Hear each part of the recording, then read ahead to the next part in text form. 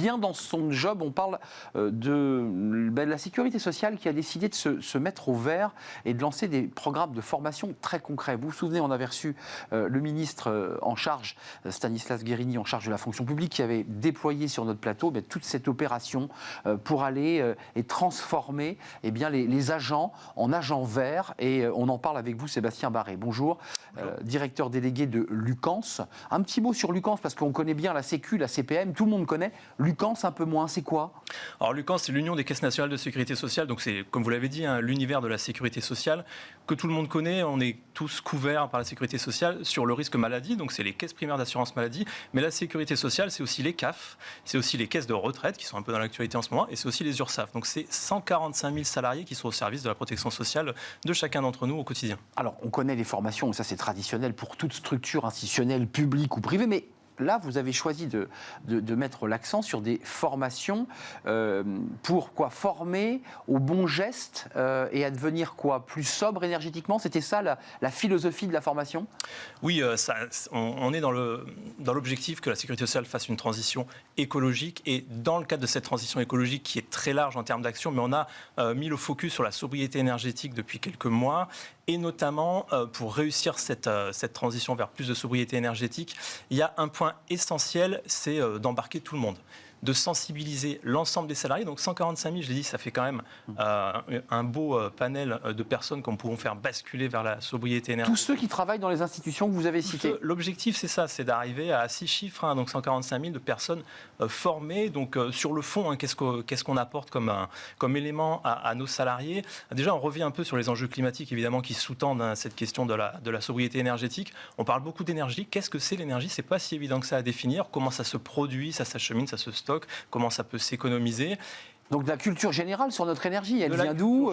C'est passionnant. Oui, parce que pour se mettre en mouvement, on ne peut pas faire des modules où on va juste donner des injonctions et des conseils aux personnes. Ça, on est déjà abreuvé de ce type d'informations. Donc il faut rendre partie prenante de l'action, de la réflexion. L'ensemble de nos collaborateurs, ils sont ouverts à ces enjeux. Évidemment, ce sont des citoyens comme chacun d'entre nous. Et donc ils entendent au quotidien tout ça. Mais pour les engager, il faut faire un effort de pédagogie, et après, in fine, on arrive aux éco-gestes. Sébastien Barré, commençons par le début. C'est pas leur apprendre à éteindre la lumière en quittant le bureau, on est bien d'accord, c'est bien autre chose. C'est bien autre chose, mais déjà, avant d'arriver, alors on parle évidemment de ces sujets-là, parce que c'est quand même le quotidien, on est dans le tertiaire, donc effectivement... Ordinateur, lumière... L'ordinateur, la lumière, l'ascenseur, machine à l'eau chaude café, sanitaire, tout ça, ça fait partie du sujet.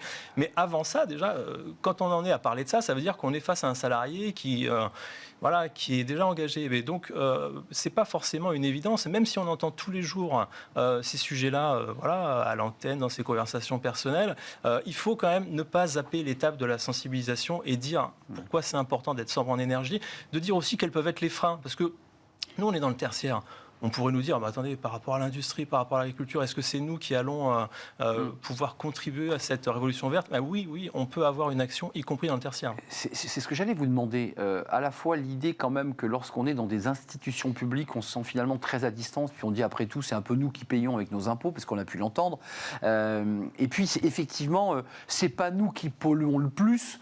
Il y a l'industrie, il y a l'agriculture, il y a les avions, et qui en fait désengageraient, parce que c'est ça aussi l'enjeu pour vous. C'est ça le vrai enjeu. Bon, déjà, on est un service public, donc on se donne un objectif d'exemplarité. C'est vrai qu'on n'est peut-être pas les plus consommateurs d'énergie, quoique la sécurité sociale, c'est quand même 360 gigawattheures de consommation. 3000 bâtiments quand même. 3000 bâtiments, on a 4,5 millions de mètres carrés, donc tout ça, ça consomme, et on sait qu'on peut faire des économies.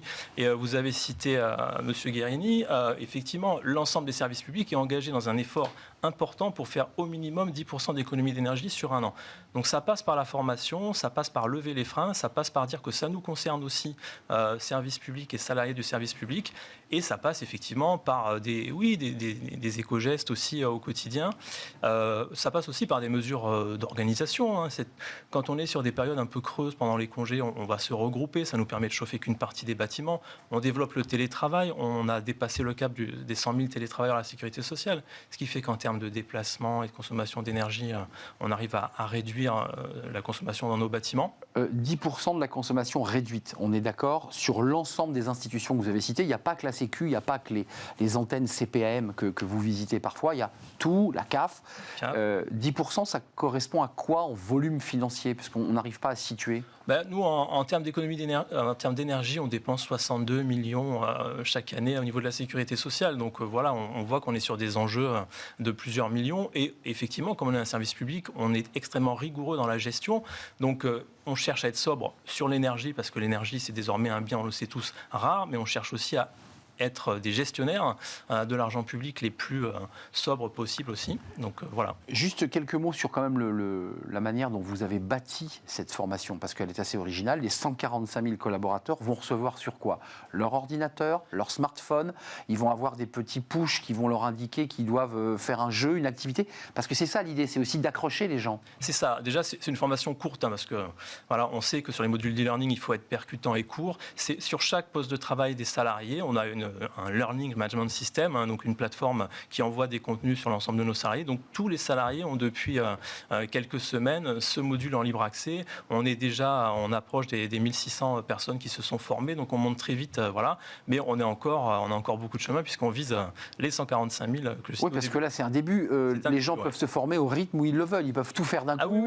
Oui. Ou alors le faire au fil de l'eau. Voilà, en fait, la demi-heure est découpée en 4 modules, donc on peut le faire en plusieurs fois.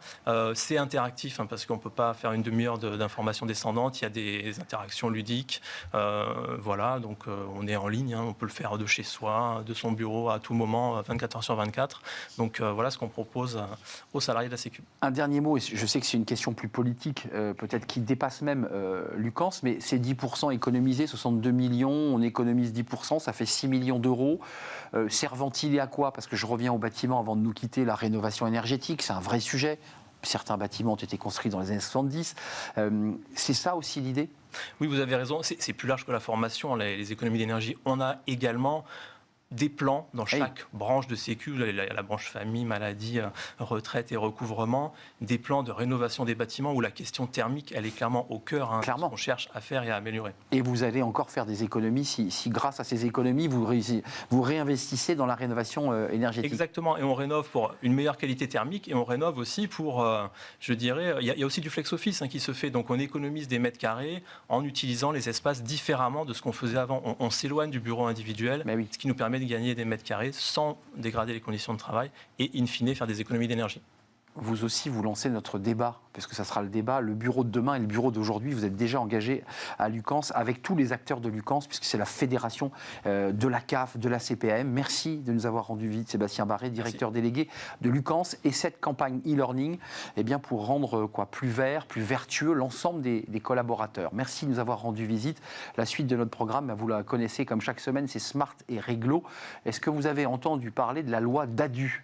Vous allez voir, un avocat, Étienne Pujol, vous raconte tout.